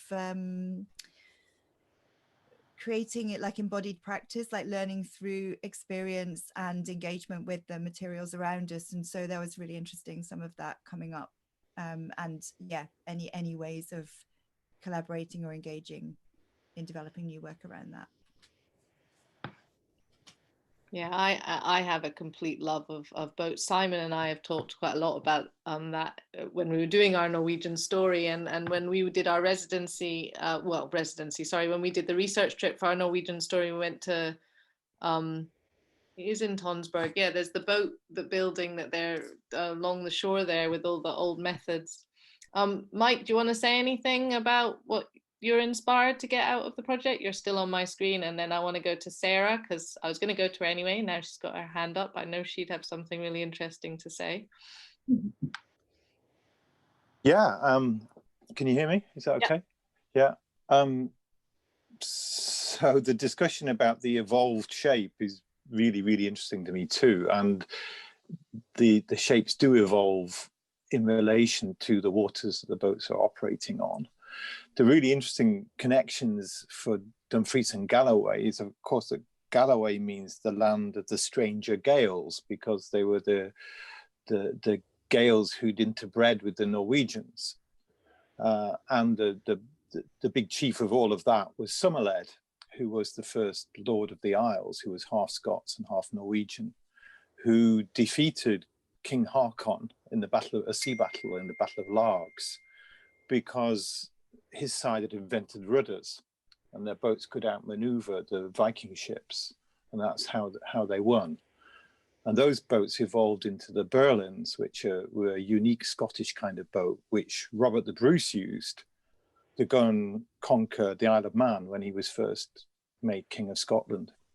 And the boats were so good that eventually, when the English got the upper hand, they made the Scots destroy all the Bjellands because they were too much of a threat. And I think that whole story and how it links with Bruce and with Dumfries and Galloway and what the meaning of Galloway is a really interesting thread to follow, starting with Somerled, really.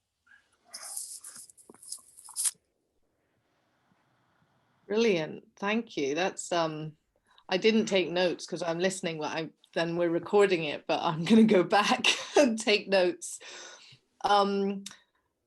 Sarah, be great to hear from you. I'm just hitting the allow to talk button. Would you like to introduce yourself as well first and say? Sure. There. Is there a video? I don't know actually. You can Oh. share your video because I've not done the webinars before, but we can hear you well. Great. Hello everybody. This has been wonderful, and I'm actually really happy that it's been online, because then we could be all over the Nordic countries. So I am a writer and filmmaker, and I was sort of made into a writer, it wasn't anything by design, it was a result. I was sort of sculpted by the wind and the darkness in the West Fjords of Iceland, where I lived for several years. And it was a place where I'd planned to make a film, and I filmed loads of footage there, but it just evaded wanting to be pinned down in any kind of way. And because I was there, living there as a sort of, I wasn't just coming in as an artist to try and make sense of something. I was implicated, and my own position in relationship to what I was trying to film was constantly problematized by the nature of being there. So I wound up writing a memoir that deals with that. So it's sort of, in some ways, it reshoots the footage with me being confused in it. So my prose is really filmic. And I just wanted to talk about how much learning Icelandic changed my entire way of being in the world, really. And also just living in such close proximity to these really strong elements and natural forms. And I feel like when I returned to the UK, I lived in Cumbria, and having learnt Icelandic, I then learnt that landscape anew. Like all the place names, suddenly I understood their sort of literal meanings, and my whole experience of being in landscape totally deepened in a way that, it's just made life so much richer and more fascinating, and sort of existing in these many layers of time simultaneously. And in 2015, I decided to try and join the dots of where I lived in Cumbria with where I used to live in Iceland, and head off doggedly north over land and sea to try and get to Iceland without taking a flight. But it turned out I was a month too soon. And so sadly, I wound up having to get a flight to the Faroes from Edinburgh, and then got a boat from Faroes onwards. But the whole thing just made me really reorient to perceive, you know, Cumbria actually as being the southernmost border, if you like, of this kind of field of thought, ecology, history, story, and language that I feel really aligned with. And I'm just really, if I'm going to go blue sky thinking, yeah, I'm up for like Iceland totally being part of this whole conversation and this sphere of thought that we're talking about, because let's not forget the pink-footeds that come to Solway from Iceland. And I reckon that we should have a Stovey boat trip. And like, you know, it's us, the boats and the geese. Well, you just have to get Stuart slightly interested in a type of goose, and believe me, he stays interested. There's maybe a language thing there too. You know, when we were doing our Norwegian story, we actually had somebody inquire and wanting to teach Norwegian in Dumfries, and I know that we have strong Icelandic connections too. I wonder, and obviously there's I mean, you know, I don't know anything about linguistics, but we've had some really interesting people talk at Stove projects. And we had Simon, what was his name, who came and told us, did that whole presentation on the Kingdom of Strathclyde, who'd written the book, who's well known in those circles. Tim Clarkson. Yeah, that's it, Tim Clarkson, which was fascinating. And I just think there'd be a really interesting project there around words and language, you know, and you know, when we're talking about schools and younger people, you know, learning new words and languages is really exciting as well, connects them to those places. Galloway, sorry. I would just also say that the process of learning Icelandic for me, and I'm not sure whether it's the language itself or the process of learning or a bit of both, but it's made me think about words completely differently. So in Icelandic, there's a lot of kind of kennings, which are kind of 2-word poems. So each word is several words joined up. And so nothing exists in isolation. It's always connected to something else. And so you learn the language through learning a word fragment and then seeing it in a different word.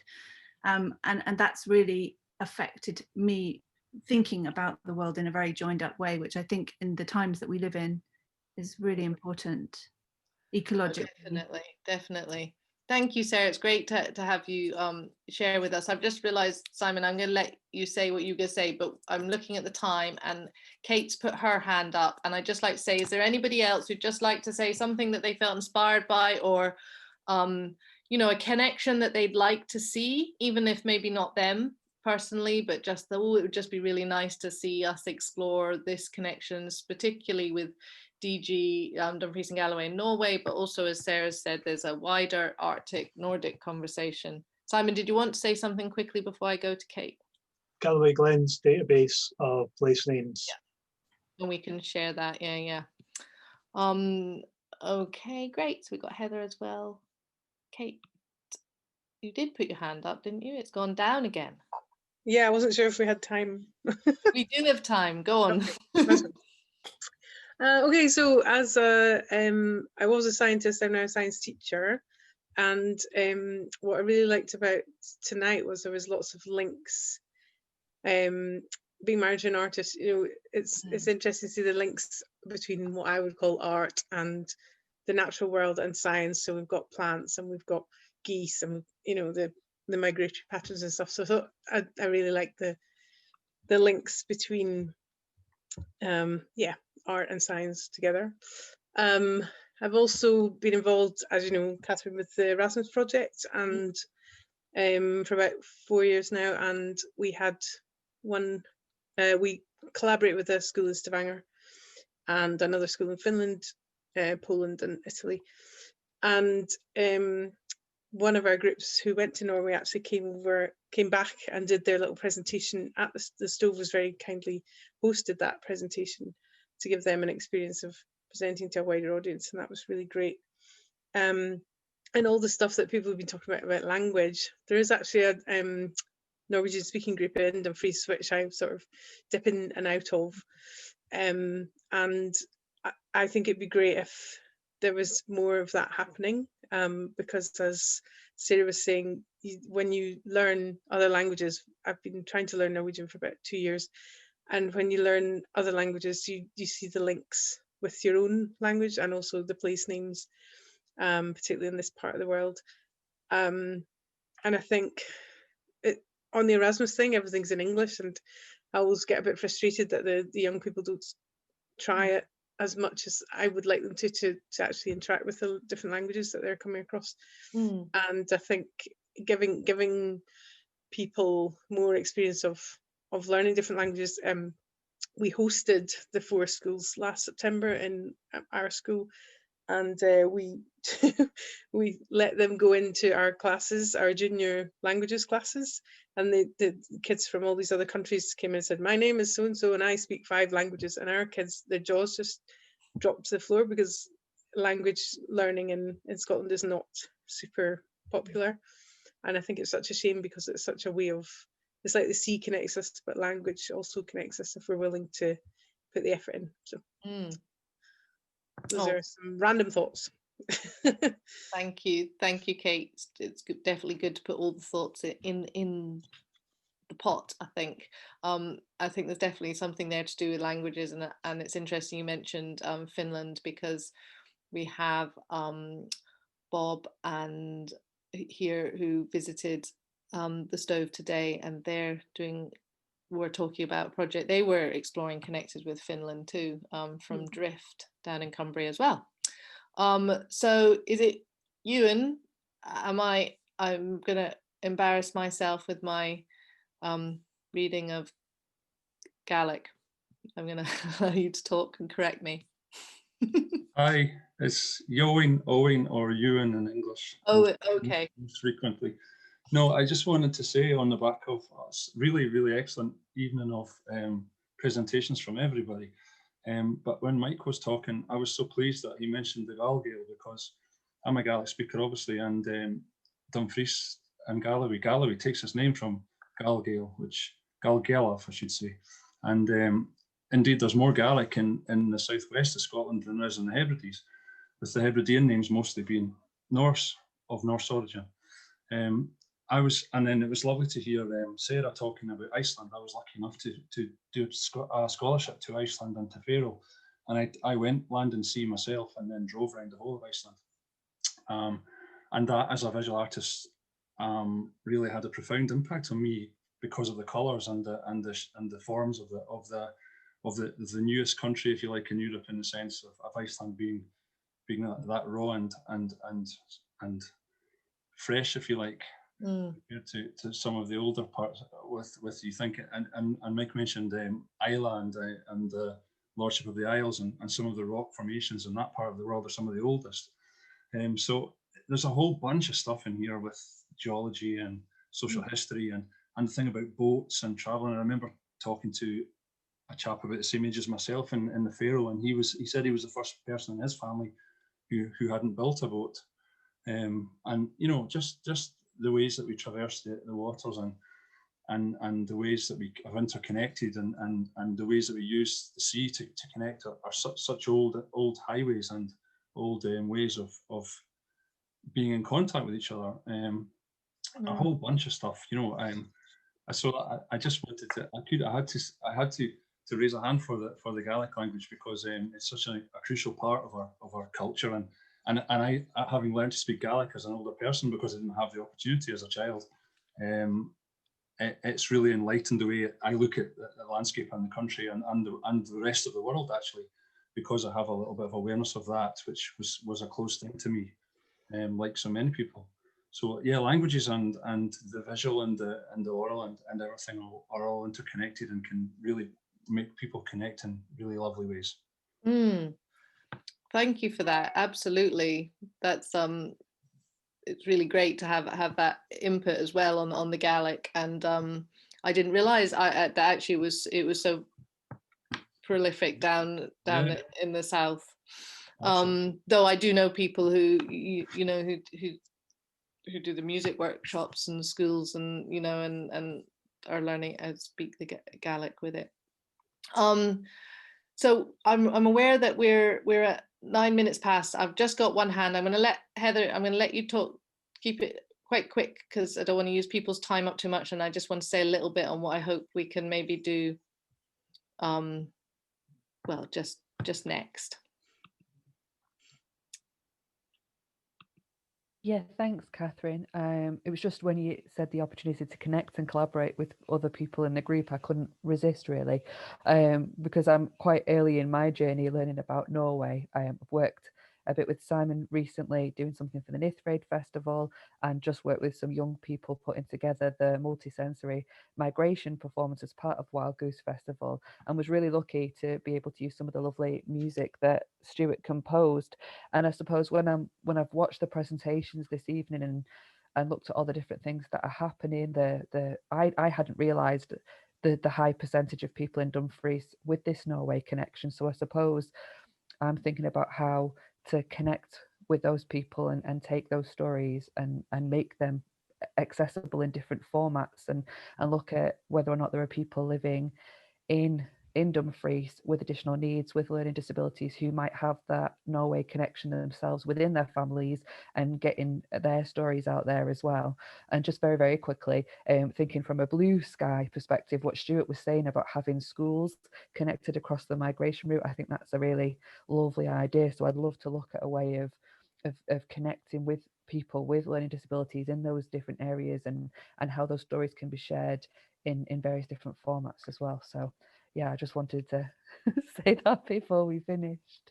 Oh no, brilliant, thank you. And yeah, how to round off, I suppose I wanted to say that from a Stove perspective, we feel that this Norway connection is really interesting and really significant and important, and there's lots of people, as you've seen already, doing really interesting project work. The multicultural exchange is very important, and there's the South of Scotland Norway network, which, when I say that, we've had what, three meetings, or two conversations, but the idea was exactly that: how can we come together and share and collaborate, and things grow out of that organically.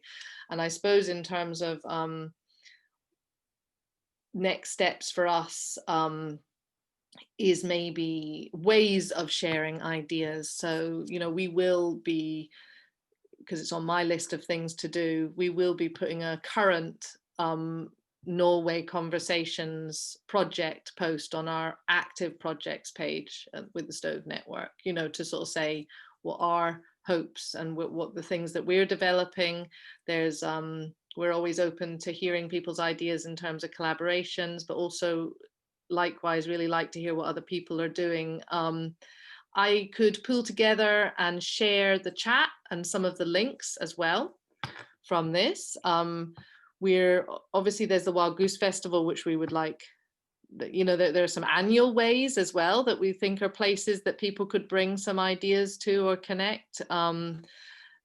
Really interested in being invited into other people's sort of development conversations, their spaces as well.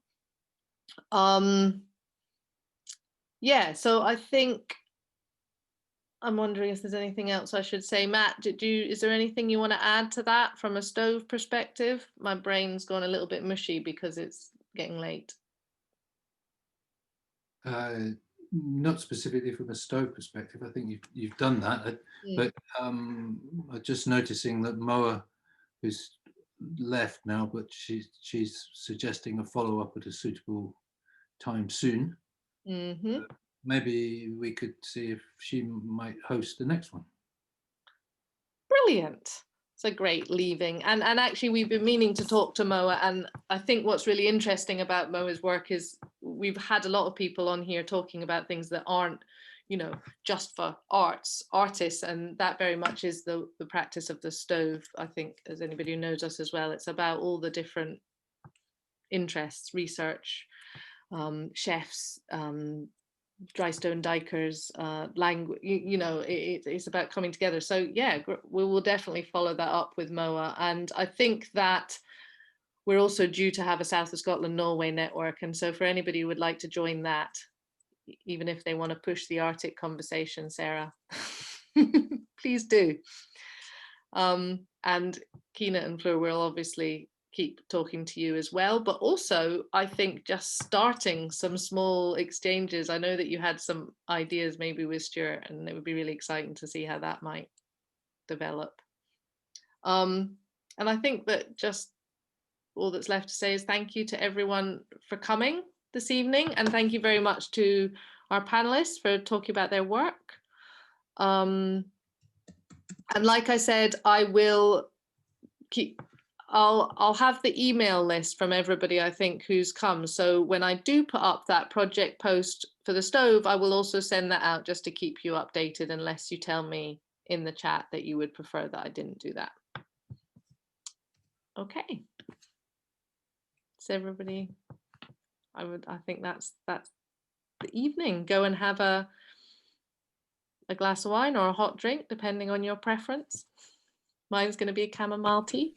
Thank you, everybody. Thank you. Great, thanks. Thanks very much. Thank you. See ya. Take care. Thank you.